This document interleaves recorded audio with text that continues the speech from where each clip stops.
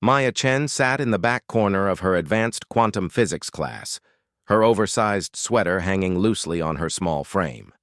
At 17, she looked younger than most freshmen, standing barely 5 feet tall with delicate features that made her classmates treat her like fragile glass.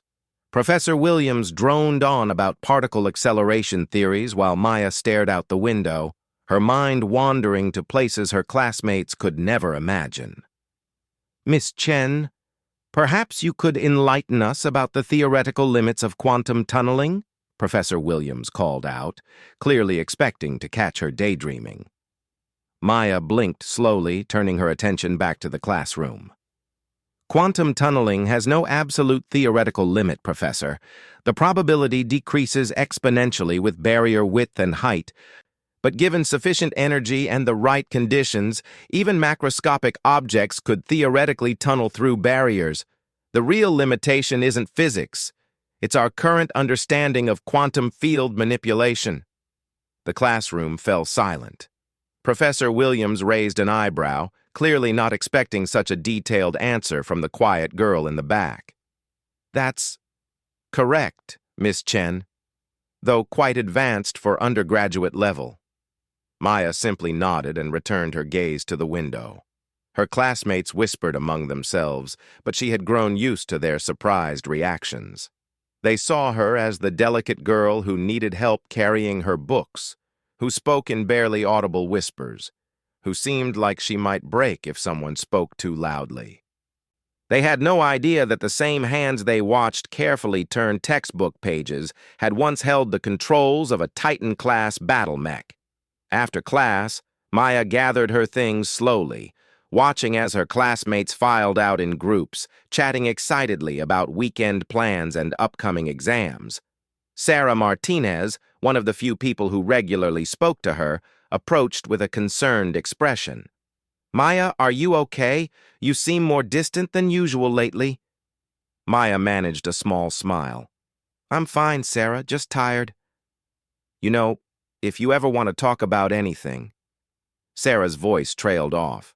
She was kind, but Maya could see the pity in her eyes. Everyone at the university saw her the same way, a brilliant but fragile girl who had somehow skipped several grades and ended up surrounded by people much older and stronger than herself. "Thank you," Maya whispered. "I should go. I have studying to do." As Maya walked across campus, her enhanced hearing picked up fragments of conversations.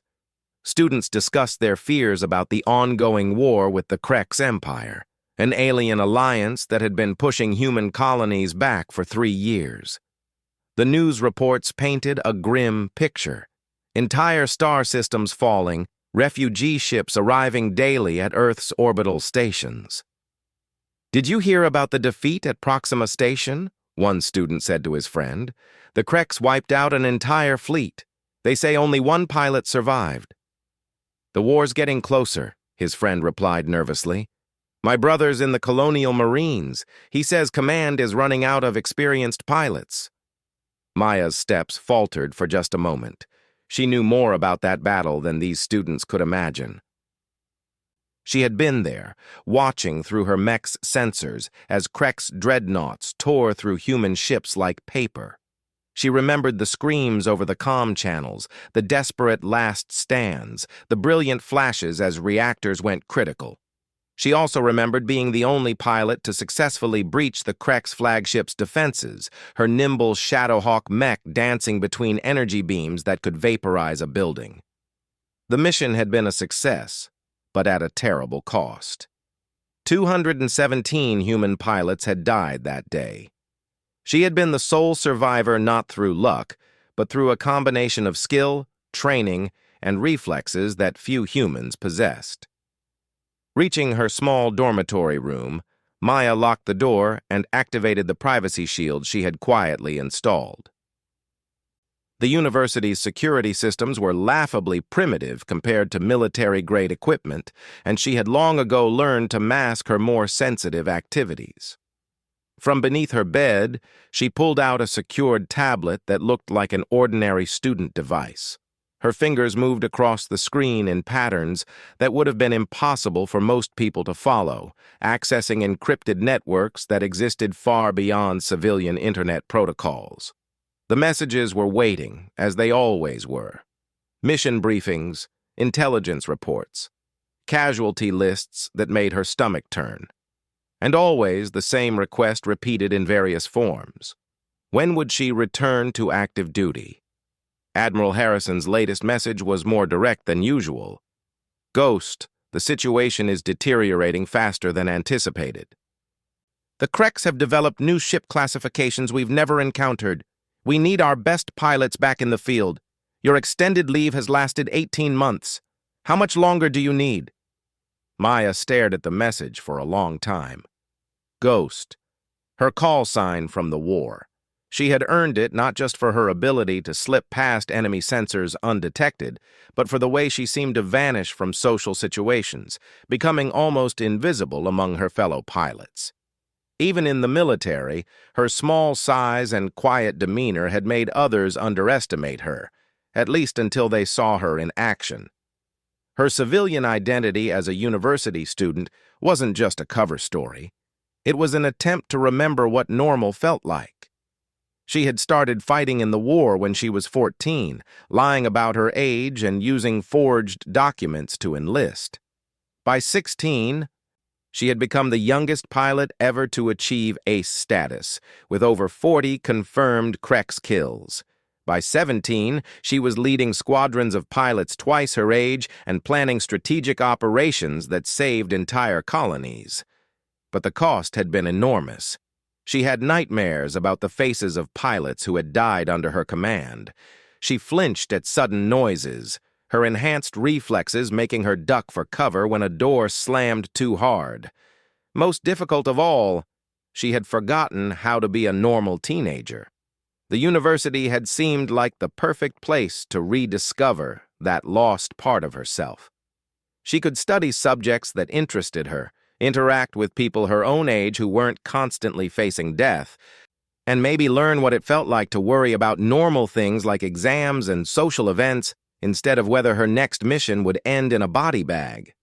But the war wasn't stopping for her personal journey of self-discovery, and every day she spent in classrooms was another day that human colonies fell to Kreks advances. Maya closed the tablet and moved to her window, looking out at the campus where students were enjoying the evening sunshine. They looked so young, so carefree, even though some of them were older than her. They worried about grades and relationships and career prospects, blissfully unaware that their entire way of life hung by a thread. She thought about her advanced quantum physics class that afternoon. Professor Williams had been impressed by her knowledge, but he had no idea that she understood quantum tunneling theory because she had used it to phase shift her mech through solid barriers during the Battle of Kepler Station.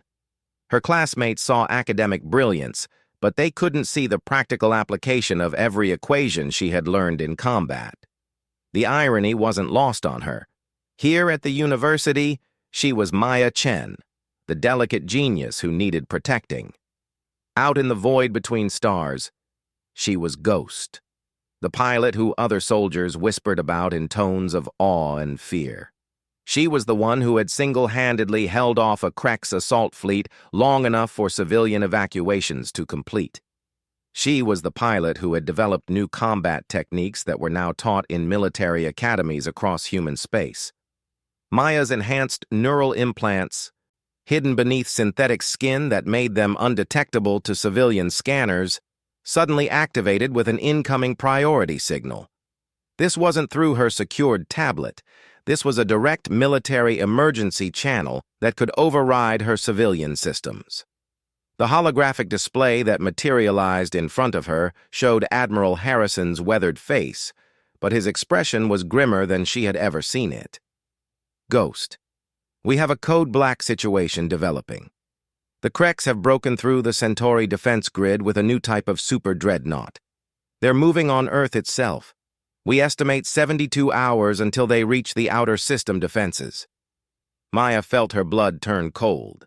A code black, meant the potential extinction of humanity as a spacefaring species. The Centauri grid was supposed to be impenetrable, a network of automated defense platforms, minefields, and patrol fleets that had held the Creks back for over a year. "What do you need from me, Admiral?" "We need you to lead Operation Valkyrie. It's a deep strike mission to take out their command vessel before it can coordinate the final assault on Earth. The mission profile shows a 93% casualty rate for conventional pilots." Maya was quiet for a moment, processing the implications. "And for me? Our analysts give you a 37% chance of survival. It's not good odds, but you're the only pilot we have who's ever successfully engaged a Creks supercapital ship and lived to tell about it." Through her window, Maya could see students playing frisbee on the grass quadrangle. A group of girls about her age were laughing at something on their phones. Professor Williams was walking across campus with a stack of papers, probably heading home to his family for dinner. None of them knew that their entire world might end in 3 days. "I need some time to think about it," Maya said finally. Admiral Harrison's expression softened slightly. "I understand, Ghost. I know we're asking a lot. You've given more for this war than anyone should have to, but if I don't do this, none of it matters anyway," Maya finished. "I'll give you an answer by tomorrow night." The hologram faded, leaving Maya alone with her thoughts.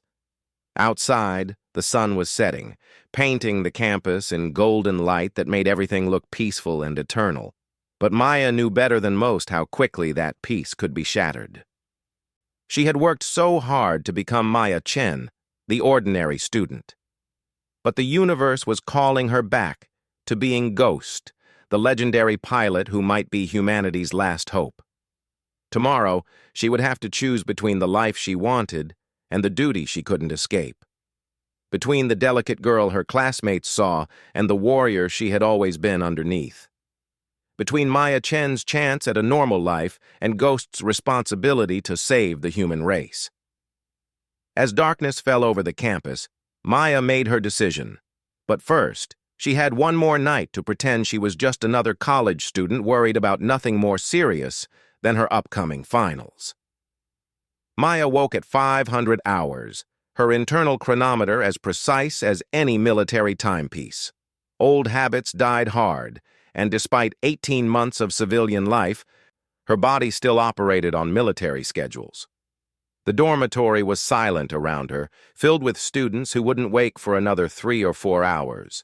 She sat on the edge of her bed, staring at her hands in the pre-dawn darkness. These same hands had guided multi-ton war machines through battles that determined the fate of entire worlds.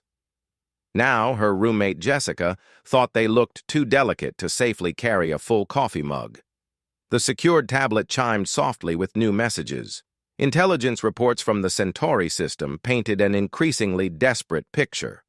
The Creks super dreadnought was larger than anything humanity had encountered, nearly 6 kilometers long and bristling with weapon systems that operated on principles human scientists barely understood.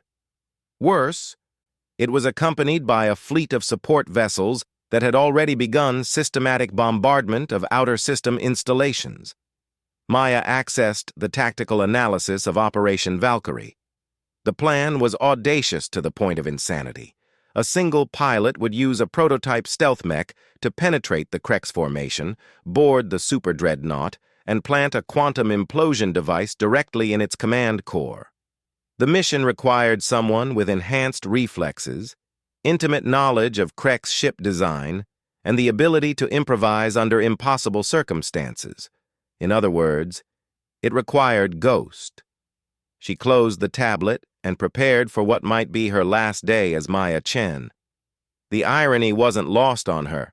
She had spent over a year learning how to be a normal teenager, and now she might never have the chance to use those lessons.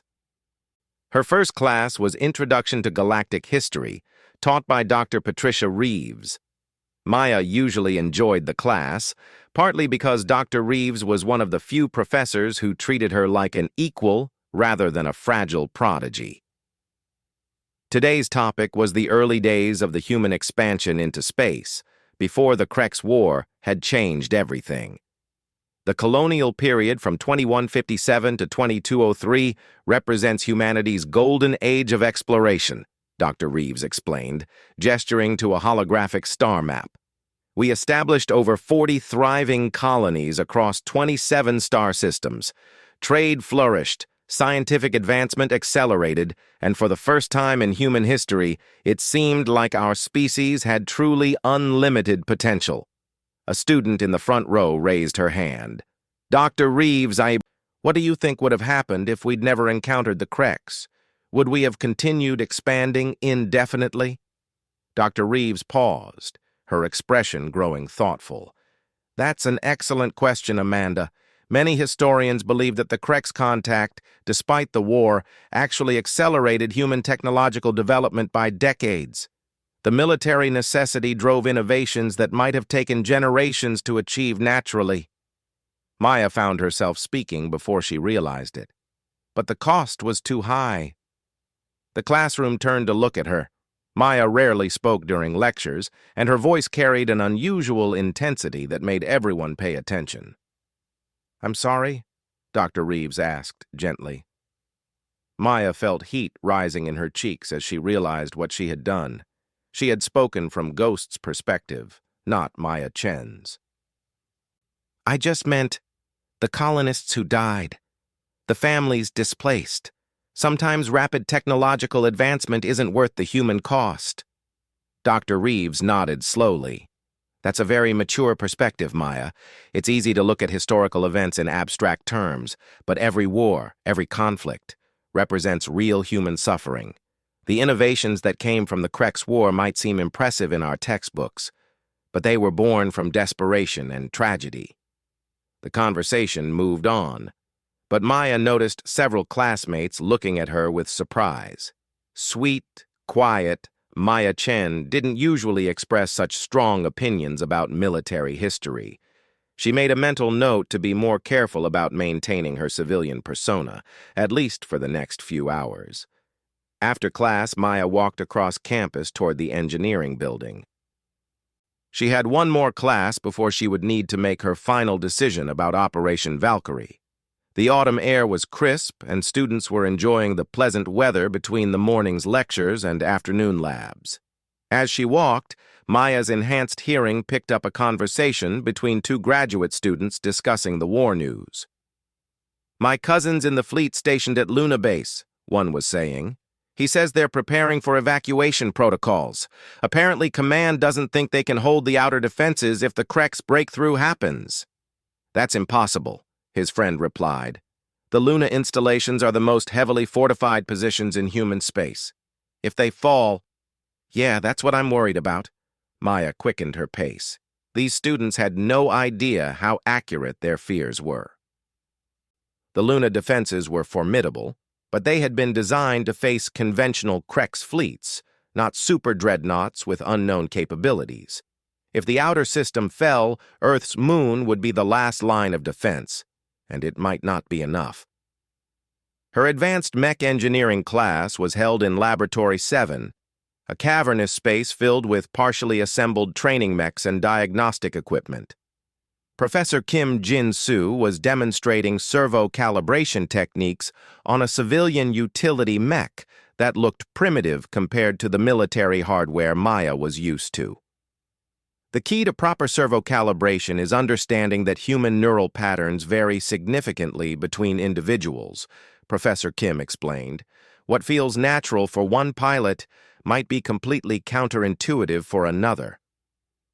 That's why modern mechs use adaptive learning algorithms to match their responses to their operator's specific neural signature."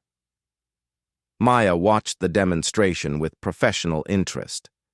The civilian mech was designed for construction work and emergency response, not combat, but the basic principles were the same. She could see at least 6 ways to improve the servo response time and 3 modifications that would increase structural integrity without adding significant mass. "Miss Chen, would you like to try the calibration procedure?" Maya blinked in surprise. Professor Kim was gesturing toward the mech's open cockpit. Several students snickered. Everyone knew Maya was too small and delicate to effectively operate heavy machinery.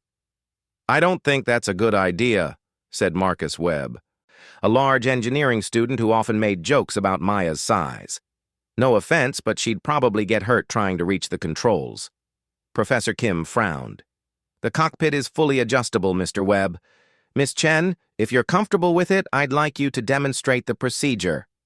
Maya hesitated. Her civilian identity depended on appearing helpless in situations like this, but something in Professor Kim's tone suggested he suspected there was more to her than met the eye. "Okay," she said quietly.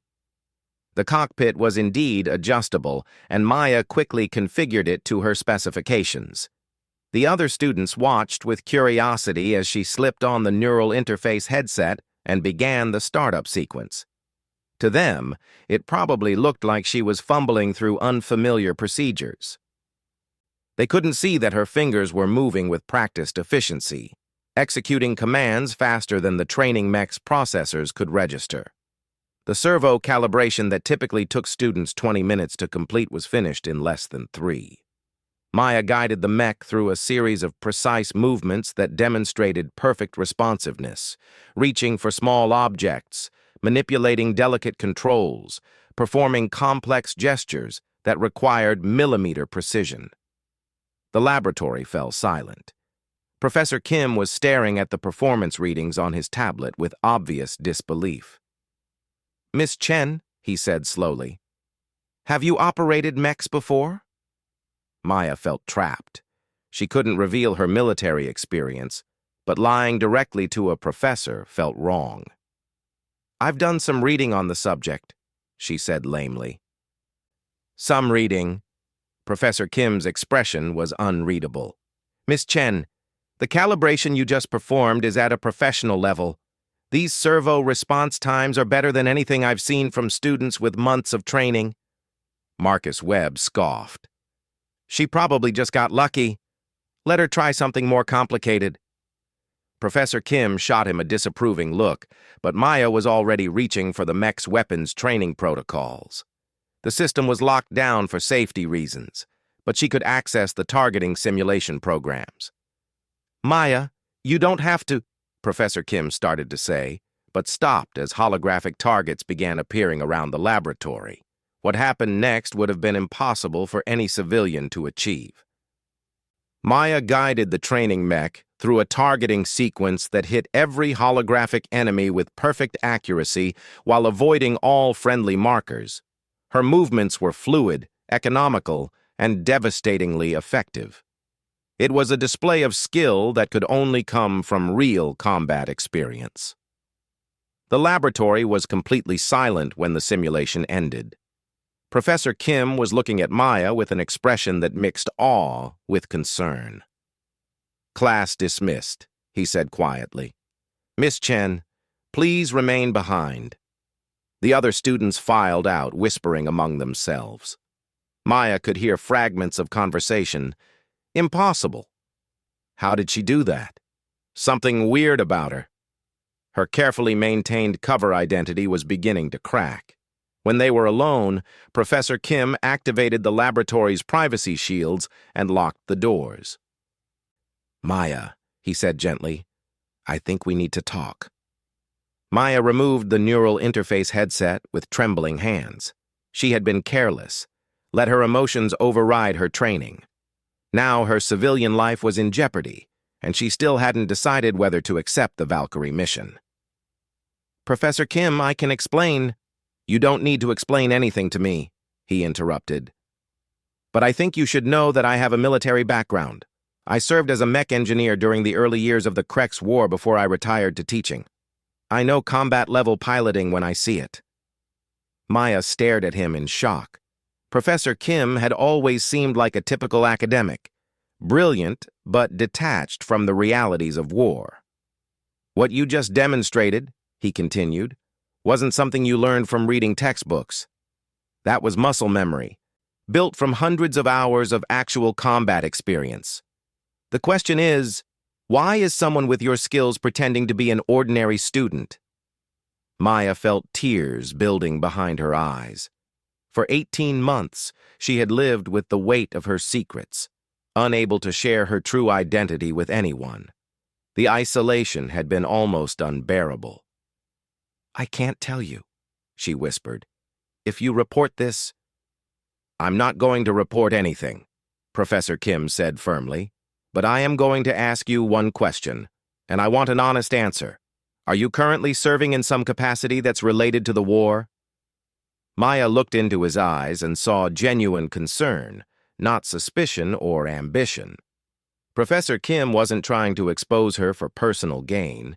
He was worried about a student who was clearly carrying burdens too heavy for someone her age. "Yes," she said simply. Professor Kim nodded slowly. "I thought so." "Maya, I don't know what your real situation is, but I want you to know that you don't have to face it alone. If there's anything I can do to help—" Before Maya could respond, her secured tablet chimed with an emergency alert. Admiral Harrison's face appeared in a miniature hologram, his expression grim. "Ghost, we're out of time. The Krek super dreadnought has accelerated its approach. They'll reach Earth's outer defenses in 18 hours, not 72. I need your answer now." Maya glanced at Professor Kim, who was staring at the hologram in recognition and shock. "Admiral," she said quietly, "I accept the mission. Send me the extraction coordinates." "Understood, Ghost. A stealth transport will collect you at 2100 hours. Good luck, pilot." "Humanity is counting on you." The hologram faded, leaving Maya and Professor Kim alone in the silent laboratory. "Ghost," Professor Kim said in a stunned voice. "You're Ghost, the pilot from the Kepler station battle, the one who held off an entire Krek's fleet?" Maya nodded, too emotionally exhausted to maintain her deception any longer. Professor Kim sat down heavily, running his hands through his hair. "Dear God, you're just a kid. How long have you been fighting?" 3 years, Maya said quietly. "I enlisted when I was 14. 14. Professor Kim's voice was filled with horror and admiration. "Maya, do you understand what you are? You're not just a skilled pilot, you're a living legend. Half the cadets in the military academies want to be you when they grow up." Maya laughed bitterly. "They wouldn't if they knew what it really cost." Professor Kim stood and moved to his desk, accessing his personal files. "Maya, I want to show you something. This is a report I wrote for Command about 3 years ago, analyzing combat effectiveness data from the early battles of the war." A holographic chart appeared, showing pilot performance statistics across hundreds of engagements. One data point stood out dramatically from all the others: a single pilot whose effectiveness ratings were almost beyond the scale. "We called you the anomaly," Professor Kim said. "Command wanted to understand how one pilot could achieve results that seemed physically impossible. We studied your mission logs, analyzed your tactical decisions, tried to figure out what made you different from every other pilot in human space." Maya stared at the chart, seeing her own military career reduced to statistical data points. "What did you conclude?" "That you weren't just a skilled pilot," Professor Kim said. "You were something new, a human who had adapted to the realities of modern warfare in ways that we barely understood. Your neural processing speed, your spatial awareness, your ability to improvise under pressure, it all suggested that humanity was beginning to evolve in response to the challenges we faced." Maya felt a chill run down her spine. "You're saying I'm not entirely human?" "I'm saying you're the next step in human evolution," Professor Kim corrected. "And you've been fighting a war that would traumatize trained adults since you were barely past childhood. No wonder you're trying to escape to a normal life."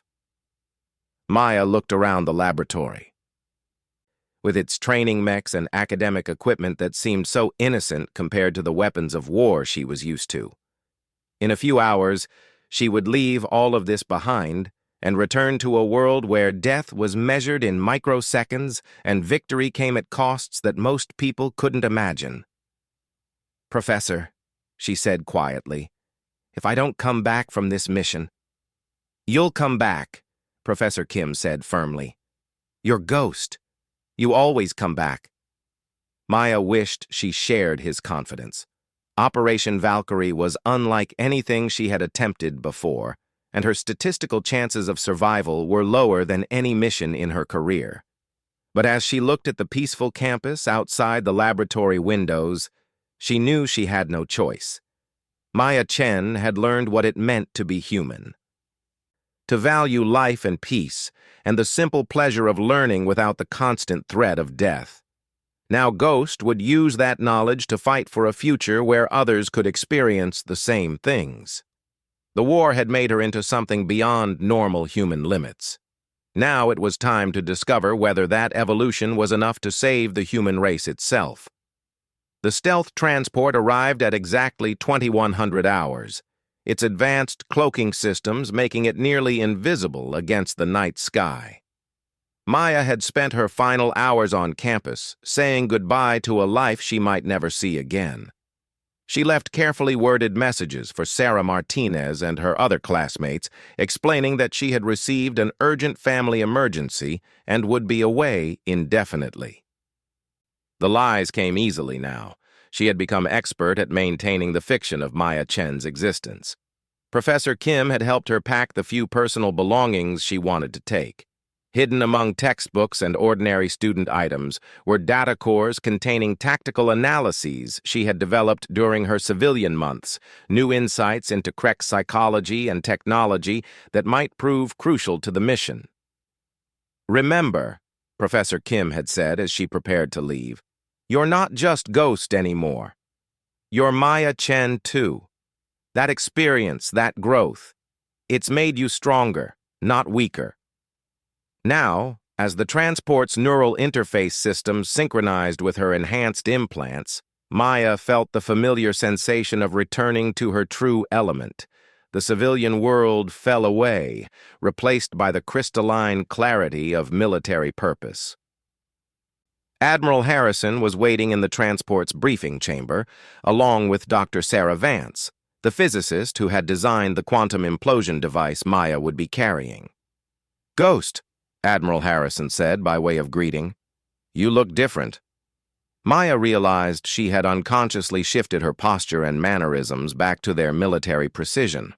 The change was subtle but unmistakable. Where Maya Chen had been soft and hesitant, Ghost was sharp and controlled. 18 months of civilian life will do that, Admiral. Brief me on the current tactical situation." Dr. Vance activated a holographic display showing the Krek's super dreadnought in devastating detail. The vessel was even larger than the initial reports had suggested. Nearly 7 kilometers of armored hull, bristling with weapons that operated on principles human science was only beginning to understand. "We've designated the target as Leviathan class," Dr. Vance explained. "It's unlike anything we've encountered before. The hull appears to be constructed from a metallic compound that's nearly indestructible using conventional weapons. Energy weapons bounce off it like sunlight off a mirror." Maya studied the tactical display with professional interest. The super dreadnought's design was clearly evolved from standard Krek's architecture, but scaled up to impossible proportions. "What about the escort fleet?" 47 ships of various classes, Admiral Harrison replied. "They're maintaining a defensive formation around the Leviathan, but intelligence suggests they're primarily focused on external threats. They won't be expecting a single infiltrator." "And the insertion plan?" Dr. Vance manipulated the hologram, showing Maya's approach vector. "Your mech has been modified with experimental phase shift technology. You'll approach during the fleet's transit through the asteroid field at coordinates Tango 7. The phase shift will allow you to pass through solid matter for short periods, but the energy drain is enormous. You'll have maybe 10 minutes of phase capability total." Maya nodded, already running combat calculations in her enhanced neural implants. 10 minutes would have to be enough to penetrate the Leviathan's hull and reach its command center. Once inside, Admiral Harrison continued, you'll need to locate the ship's central command nexus and plant Dr. Vance's device. The quantum implosion will create a localized space-time collapse that should destroy the vessel from the inside out. And my extraction? The silence that followed told Maya everything she needed to know. Ghost, Admiral Harrison said quietly. This is a one-way mission. The quantum implosion will occur 30 seconds after activation. There's no known way to escape the effect radius in that time. Maya had suspected as much, but hearing it confirmed still sent a chill through her enhanced nervous system. She thought about the campus she had just left, about Professor Kim's kindness, about Sarah Martinez's friendship, about the normal life she was giving up forever. Understood, Admiral. What's my mech configuration? Dr. Vance led her to the transport's mech bay, where the most advanced war machine Maya had ever seen was waiting. The unit was barely 3 meters tall, tiny compared to conventional battle mechs, but every line spoke of lethal efficiency. We call it Wraith, Dr. Vance said with obvious pride. It's built from the same adaptive materials as the Krex ships, with neural interface systems that respond at the speed of thought. The phase shift technology is integrated into every system, weapons, sensors, locomotion. You won't just be piloting it, you'll be merging with it. Maya approached the mech with reverence. Its dark hull seemed to absorb light, creating an effect that made it difficult to focus on directly. She could feel the machine's systems reaching out to her enhanced implants, seeking compatibility. The neural integration is deeper than anything you've experienced before, Dr. Vance warned. Some test pilots reported difficulty distinguishing between their consciousness and the mech's systems. Maya smiled grimly. Doctor, I've been merging with war machines since I was 14. I think I can handle it. The insertion was scheduled for 0400 hours, during the Krex fleet's passage through the Cerberus asteroid field. Maya spent the intervening hours in meditation, preparing her mind for the deepest neural link she had ever attempted. As the transport approached the target zone, Maya slipped into Wraith's cockpit and felt the machine's consciousness touch her own. The sensation was unlike anything she had experienced. Where previous mechs had been tools that responded to her commands, Wraith was almost like a living extension of her body. Ghost. We're approaching the insertion point, Admiral Harrison's voice came through the comm system. Sensors show the Krex fleet maintaining formation. You'll have a narrow window when they pass behind the largest asteroid. Maya felt Wraith's systems coming fully online, its advanced sensors painting a three-dimensional picture of the battlefield in her mind. The Krex super dreadnought was enormous, larger than some space stations she had seen. Its escort vessels moved in precise formation, their alien designs both beautiful and terrifying. Beginning approach, Maya reported, her voice steady despite the magnitude of what she was attempting. Wraith moved through space like liquid shadow, its advanced stealth systems making it nearly impossible to detect. Maya guided the mech between asteroids with impossible precision, using gravitational effects and radiation signatures to mask her approach. The first phase shift came as they neared the outer edge of the Krex formation. Maya felt reality blur around her as Wraith's exotic matter systems activated, allowing the mech to pass through solid barriers as if they were empty space. The sensation was disorienting, like suddenly existing in multiple dimensions simultaneously. A Krex patrol ship passed directly through Wraith's position, its sensors detecting nothing. Maya held her breath, counting seconds until the phase shift energy depleted and they returned to normal space. First barrier cleared, she reported. Phase energy at 70%. The approach to the super dreadnought required threading between dozens of escort vessels, each one bristling with sensors and weapons. Maya's enhanced reflexes and Wraith's impossible agility made it possible, but barely. Twice they came within meters of detection, only avoiding discovery through split-second course corrections. The Leviathan's hull loomed ahead, a wall of alien metal that seemed to stretch to infinity. Maya activated the second phase shift and guided Wraith directly through the armored barrier, feeling the strange sensation of passing through matter that was simultaneously solid and permeable. Inside the super dreadnought, Maya found herself in a vast chamber filled with technology that defied human understanding. Organic-looking structures pulsed with bioluminescent light, while crystalline formations conducted energy in patterns that hurt to observe directly. "I'm inside," Maya reported. "Beginning search for the command nexus." Wraith's sensors mapped the ship's internal structure, revealing a maze of corridors and chambers that seemed to follow no logical design. Maya began moving deeper into the vessel, her enhanced intuition guiding her toward the areas that felt most important. The Krek's crew was everywhere, tall insectoid beings that moved with fluid grace through their ship's passages. Maya watched them through Wraith's sensors, studying their behavior patterns and trying to understand their psychology. They seemed confident, almost arrogant, as if victory was already assured. Maybe it was. Maya was just one pilot with one weapon against a ship that could destroy entire worlds. But she had learned something during her months as Maya Chen that Ghost had never understood. Sometimes the smallest person could make the biggest difference. The command nexus was located in the ship's geometric center, protected by energy barriers and automated defense systems that would have been impenetrable to conventional assault. Maya used her remaining phase shifts to bypass the physical barriers, but the final approach required a direct confrontation with the ship's security systems. Wraith's weapons came online with lethal precision. The mech's adaptive armaments reconfigured themselves to match Krek's technology, allowing Maya to engage the automated defenses on equal terms. Energy beams and projectile weapons filled the command chamber with deadly light. But Maya's enhanced reflexes and Wraith's impossible agility allowed her to dance between the attacks. The battle lasted only minutes, but it felt like hours.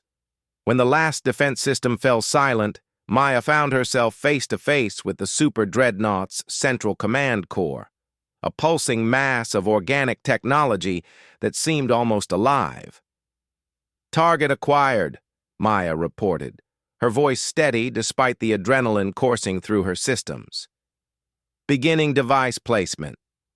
Dr. Vance's quantum implosion device was no larger than Maya's fist, but it contained enough exotic matter to collapse local space-time. Maya attached it to the command core with reverent care, knowing that this small object would determine the fate of humanity.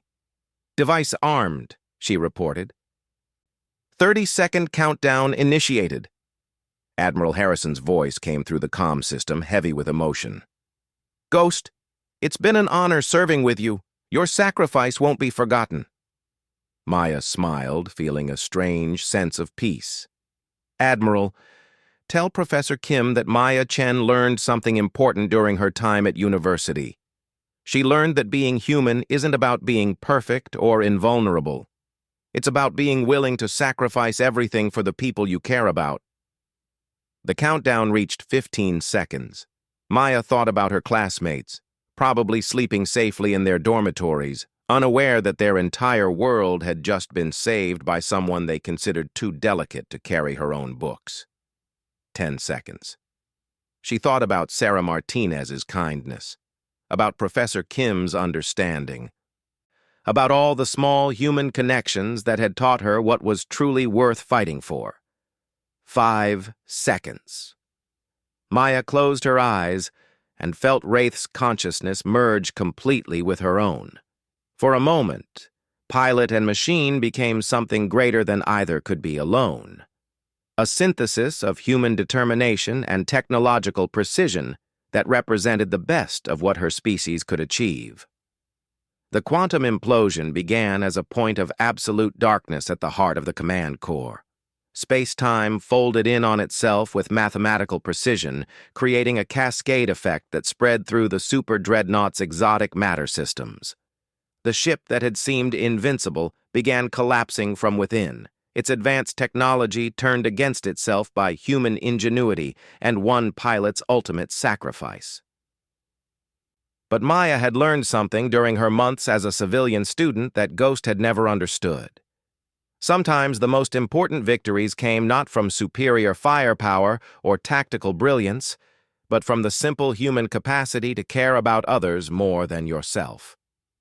As the implosion effect reached critical mass, Maya felt Wraith's emergency systems activate. The mech's advanced AI had been analyzing the quantum cascade from the moment of detonation, calculating possibilities that human science had never considered. In the final microseconds before the effect could consume them, Wraith executed an emergency phase shift that displaced both pilot and machine into a pocket dimension that existed parallel to normal space. Maya felt reality bend around her as Wraith's systems pushed far beyond their designed limits. The sensation was overwhelming, like being dissolved and reconstituted at the quantum level while maintaining perfect consciousness throughout the process. When normal space-time reasserted itself, Maya found Wraith floating in empty void, surrounded by the expanding debris field that had once been humanity's greatest threat. The super dreadnought was gone, completely obliterated by the quantum implosion, and its escort fleet was scattering in panic and confusion. "Ghost, please respond!" Admiral Harrison's voice came through the comm system, tight with desperate hope.